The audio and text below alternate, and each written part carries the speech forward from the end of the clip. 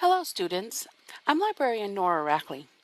Evaluating sources is one of the most important research skills you can learn. We evaluate in order to verify the credibility of sources that we use for research. We also evaluate because it's part of being information literate. If you remember, Miss Pierce defined information literacy to you in her video earlier in the course. The definition clearly states what an information literate person should be able to do. One of those things is to accurately evaluate information. When we are evaluating, we need to look at these 5 concepts. Let's discuss each.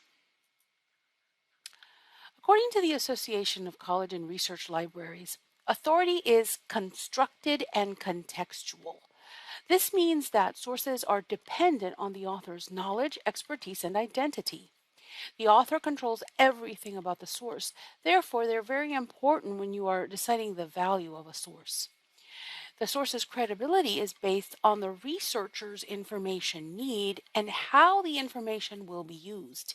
This means that every type of source has its place in the information landscape, and our information need is what determines whether the source is useful or not. For example, many people will say that a blog is not a scholarly source of information. The definition of a scholarly source is simply one that has been written by an expert in the field. Here is an example of a blog about eating gluten-free on a budget. It's called Bites of Wellness, and it's got recipes and budgetary tips and all sorts of different types of information. The author of this blog is Samantha Rowland, and she is um, a CPA. She had her master's in accounting, and she left that field in order to become a personal trainer, a nutrition coach, a fitness chef, and most recently, a nationally board certified health and wellness coach. I would argue that this source is scholarly because she is an expert. If you're finding out information for yourself or for a paper where an instructor has not specifically requested that you use peer-reviewed sources, this source will work. If your instructor has suggested that you use peer-reviewed sources for your research, this source would not be valid. So your information need will determine the validity and value of this source to your research. The next criteria is bias. Again, bias is determined by the author. The author's experience, who they work for, their expertise, their opinions, and their point of view determine the bias of the source. Whether a biased article is beneficial to you as a researcher, again, depends on your information need. If you are writing a paper on gun control and you are arguing that the Second Amendment should not be changed, an article from the National Rifle Association's website could be very useful. If you were arguing about the need of sensible gun laws, the National Rifle Association's website would be too biased in favor of guns to be of any use to you.